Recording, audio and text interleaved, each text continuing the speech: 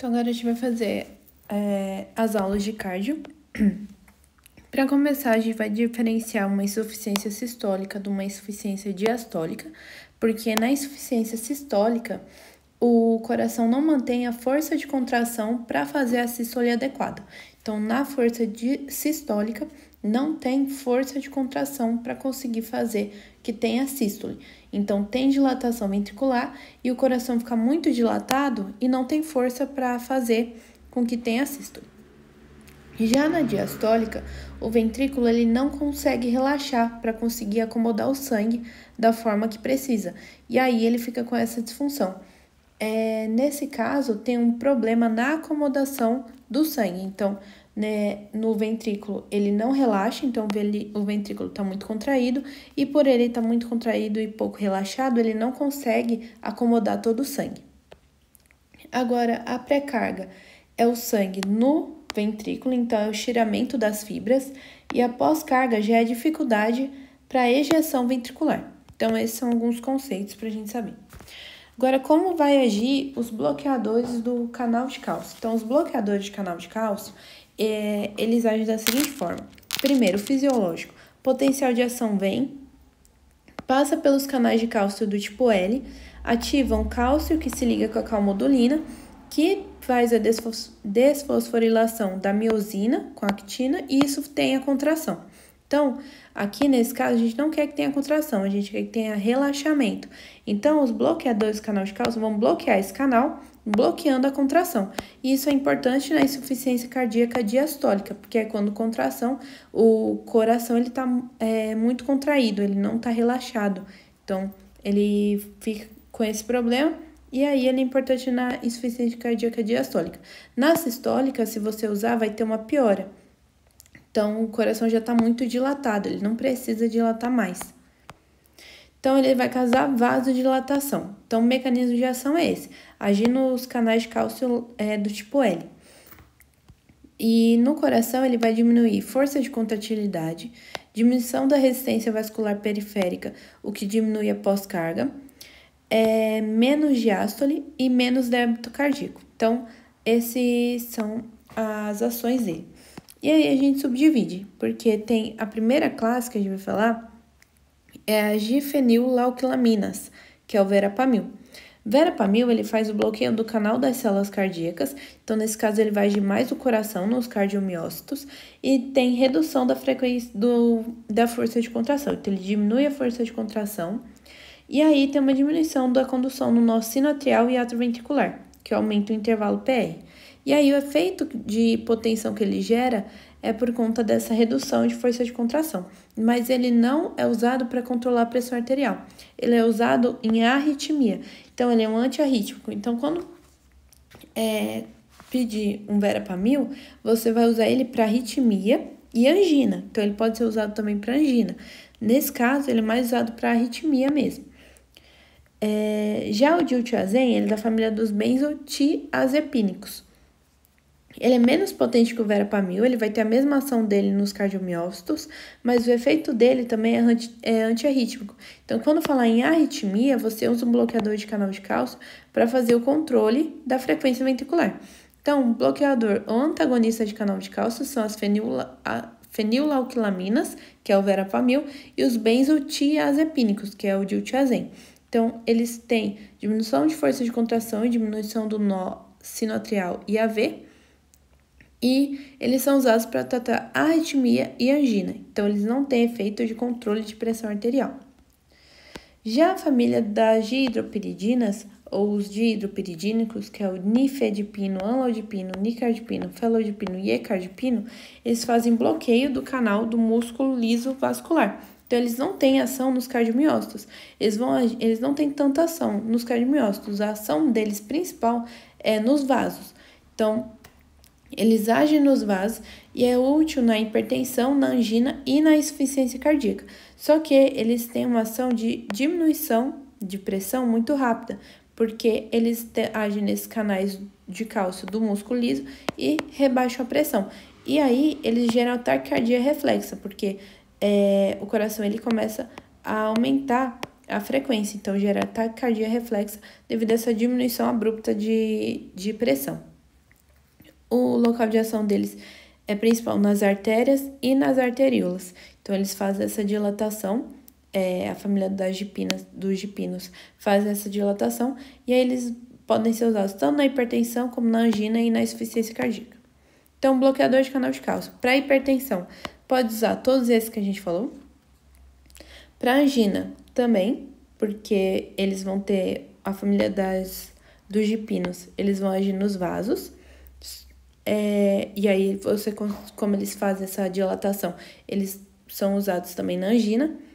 Taquiarritmia. Então, em arritmia, só o verapamil e o diltiazem, nenhum da família dos gipinos. Na insuficiência cardíaca, a família dos gipinos, só que tem que avaliar risco, porque a vasodilatação que eles causam não é específica.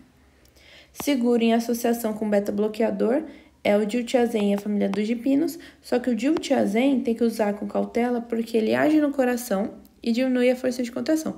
E os beta-bloqueadores também agem no coração, então vai ter efeito somatório. Então, não é muito usado, não. Agora, a segunda parte vai ser os diuréticos. Nos diuréticos, a gente vai começar pelo Gialsa, que é o principal furosemida, bumetanida e a torzemida. Principal mesmo é a furosemida. Local de ação do diurético Gialsa, na alça de Henle. Então, eles vão agir no ramo ascendente da alça e vão fazer o bloqueio da proteína cotransporte sódio, potássio, 2 cloretos. Um sódio, um potássio, 2 cloretos. Então, eles fazem o bloqueio desse transportador. Então, esses íons, sódio, potássio, cloreto, vão se manter no tubo, e aí eles vão ser excretados na urina. Então, eles não vão ser reabsorvidos. E aí, aumenta a urina, porque eles puxam água, acúmulo de água, e aí a pessoa ela vai urinar mais. Eles são usados no edema pulmonar agudo, edema periférico, na insuficiência cardíaca ou insuficiência renal. Principal colateral vai ser a ototoxicidade e a hipovolemia. Então, principal ação em edema. Então, o paciente que tem ascite, ele tem muito edema. Então, nesse caso, você usa a furosemida para contrabalancear. E também na insuficiência cardíaca. Então, diurético de alça é isso que precisa saber. Bloqueio de proteína cotransporte. Tiazídicos, eles são mais fracos que os de alça, porque eles têm menos perda de soluto, porque eles são bloqueadores da proteína de cotransporte sódio-cloreto, um sódio e um cloreto. O principal deles é a hidroclorotiazida, mas tem a clorotiazida, a clortalidona, a indapamida e a metolazona, mas o principal mesmo é a hidroclorotiazida. Faz bloqueio dessa proteína de cotransporte, vai manter sódio e cloreto no tubo, mantendo ele no tubo, eles puxam mais água, consequentemente mais urina. Local de ação deles é no tubo contorcido distal, então eles agem no tubo contorcido distal, e aí fazem bloqueio dessa proteína sódio-cloro. Então, sódio-cloreto. Então, bloqueando elas ficam mais no tubo, mais urina. Elas vão diminuir o volume extracelular, diminuir débito e diminuir o fluxo sanguíneo renal. Nesse caso, eles são muito usados também na hipercalciúria. Por quê? Porque eles vão inibir a excreção de cálcio.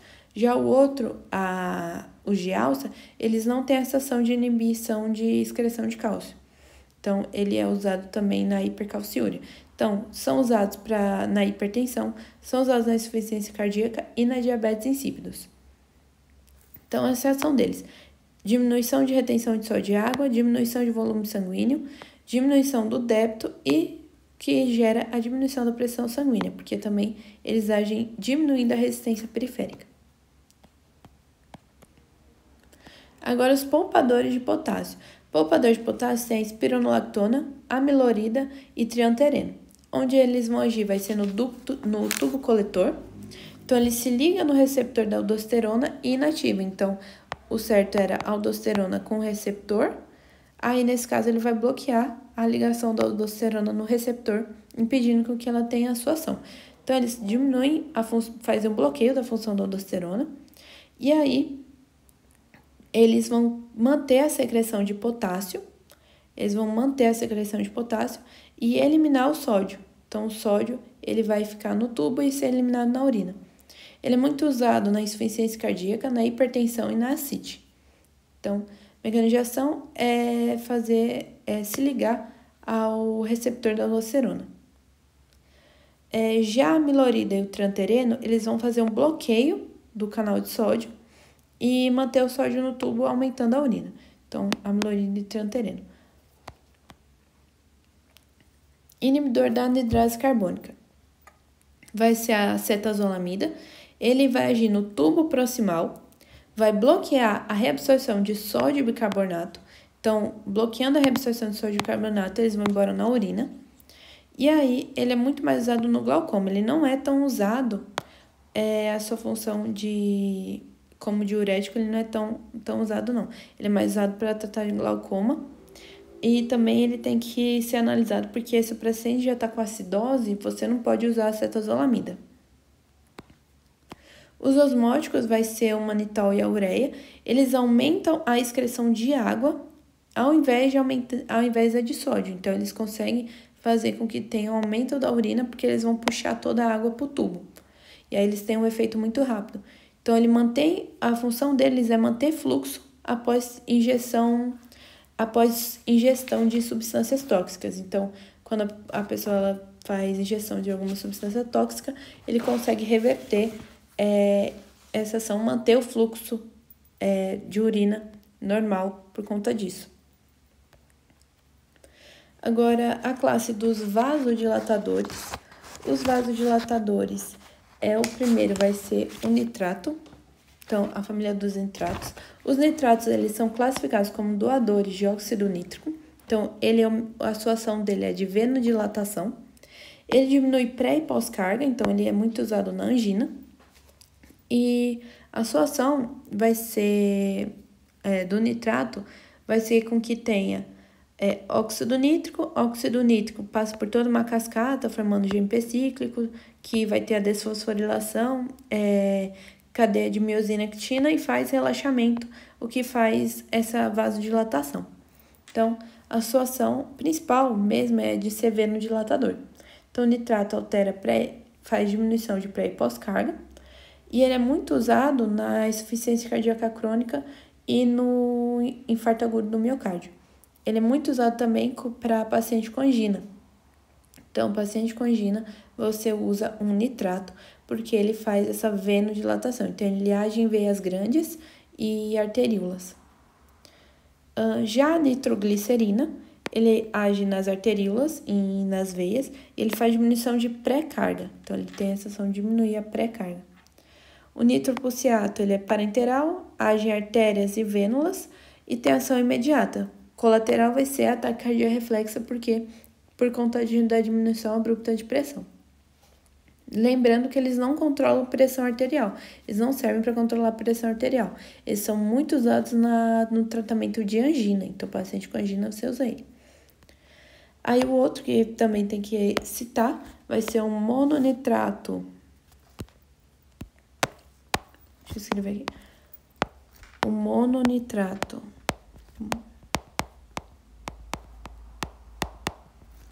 de isosorbida.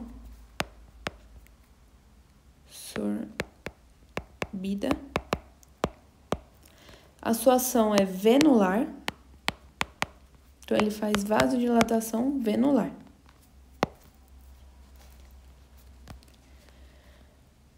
Agora, o próximo é a hidralazina. Hidralazina tem ação em artérias e arteríolas, faz queda de pressão arterial. Então, ele acaba diminuindo a pressão arterial, porque ele faz essa vasodilatação. Consequência vai ser a taquicardia reflexa, mas ele não diminui o débito. Os outros diminuem o débito, ele não tem essa alteração no débito, ele aumenta o débito, no caso. Ele faz diminuição de pós-carga. Ele é muito usado em paciente grávida, então, trata hipertensão grave, mesmo em paciente que está grávida.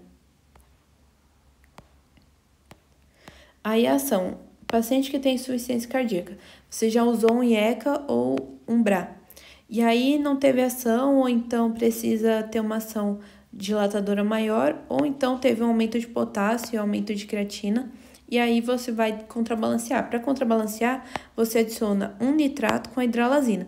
Então, quando precisa de uma ação de vasodilatação maior, ou então o paciente é intolerante a um IECA, ou então precisa aumentar a vasodilatação, você associa nitrato com hidralazina. Então, isso é importante, essa associação. Agora, os inibidores da fosfodiesterase, o principal vai ser o inibidor da fosfodiesterase 5, que é a sildenafila. Sildenafila vai bloquear a GMPC fosfodiesterase, fazendo com que tenha a cascata do óxido nítrico, gerando vasodilatação.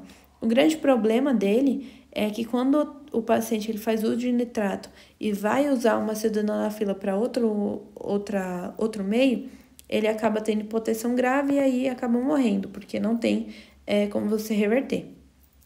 Então, é uma hipotensão grave, vasodilatação muito intensa. Ele faz diminuição de pré e pós-carga. Minoxidil, ele age nos canais de potássio, fazendo uma hiperpolarização. No caso, ele é um vasodilatador arteriolar. Agora, os cárdios e vasotônicos. Dobutamina é um cardiotônico, ele é um agonista beta-1 adrenérgico seletivo. Importante saber dele, dobutamina aumenta a contratilidade. Ele não tem aquela opção de aumentar a frequência cardíaca, na verdade ele acaba até diminuindo a frequência cardíaca.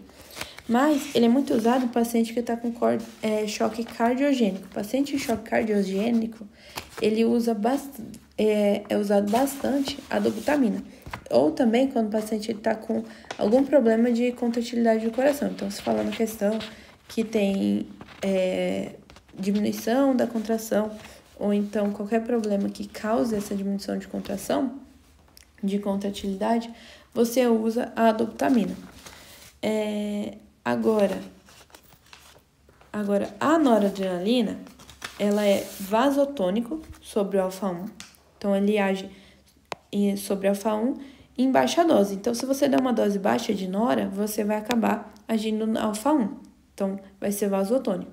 E se você aumenta a dose, você consegue agir em beta-1, o que aumenta a frequência cardíaca e aumenta a contratilidade. Então, ele é muito usado no choque séptico, porque você quer melhorar toda a hemodinâmica. E também quando você precisa aumentar a frequência, aumentar a pressão arterial, porque ele vai ter ação em alfa-1. Então, nesse caso, ele é vasotônico sobre alfa-1. Ele também causa inocronohidromotopismo positivo, o que a gente falou que vai alterar a frequência e contratilidade. É o mais emergencial. A adrenalina é vaso e cardiotônico, então ela age em beta-1 e em beta-2, a adrenalina. Então, ela é muito usada também em alta dose. Quando você aumenta a dose da adrenalina, ela causa constrição de alfa-1. Então, ela é muito usada em choque anafilático também. Então, o paciente está em choque anafilático, você precisa ter vasodilatação de brônquio e bronquíolo. Essa vasodilatação vai acontecer pela ação em beta-2. Então, a adrenalina é vaso e cardiotônico. Dopamina. Dopamina, ela também é vaso e cardiotônico. Em baixa dose, ela age em B2, o que faz vasodilatação renal e esplâncnica. Aumentou a dose, ela vai conseguir agir em beta-1. Então, ela é muito usada quando a dobutamina não teve efeito, e aí você vai lá e dá uma dose alta de dopamina. Então, ela é pouco usada, ela é mais usada realmente só quando a dobutamina não funcionou, e aí você vai usar ela, mas só que para usar ela ainda, para ter a ação da dobutamina, você tem que dar uma dose muito alta. Vasopressina é um hormônio, ela é vasotônico, e ele tem efeito antidiurético e vasoconstritor. Então, ele causa vasoconstrição da parede vascular, o que gera aumento de pressão. Então, é uso emergencial só quando a nora e a dobutamina não foi suficiente. Então, o paciente está em choque, usou nora, usou dobutamina e não teve a ação que precisava, então precisa aumentar a ação de algum deles dois, você adiciona vasopressina, mas ela praticamente não é usada. Levosimedan. Levosimedan, ele tem ação de cardiotônico, então ele vai fazer uma sensibilização da troponina C ao cálcio, ou seja, vai aumentar a interação do cálcio com o sarcômero, o que aumenta a contratilidade na sístole.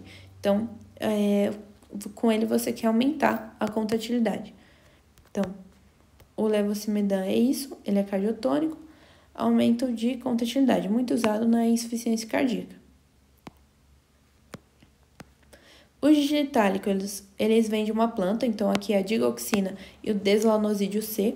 O mecanismo de ação dele é agir na bomba sódio e potássio. Então, o alvo é bomba sódio e potássio, não é outra bomba, é só a bomba de sódio e potássio. Porque quando eles bloqueiam essa bomba, eles bloqueiam a primeira bomba, a célula precisa usar outro trocador. O trocador que a célula vai usar vai ser o de cálcio e sódio. Então, o cálcio vai entrar e o sódio vai sair. Então, entra cálcio, vai aumentar o cálcio celular. Quando você aumenta o cálcio celular, você consegue aumentar a força de contração. Então, aumentando a força de contração, você tem mais sangue sendo ejetado. Então, o mecanismo pelo qual eles agem é aumentar a força de contração pela inibição da bomba sódio e potássio nos cardiomiócitos cardíacos, nos cardiomiócitos. Aumento do cálcio e da condutância do potássio. Então, eles vão acelerar a fase 4 do potencial de ação. Aumenta a força de contração, aumenta a velocidade do sarcômero, mais volume de sangue sendo ejetado. Aí, a sua ação também, eles vão diminuir a velocidade de condução do nó-AV. Então, o paciente que está em fibrilação, o paciente que está em flutter atrial, você usa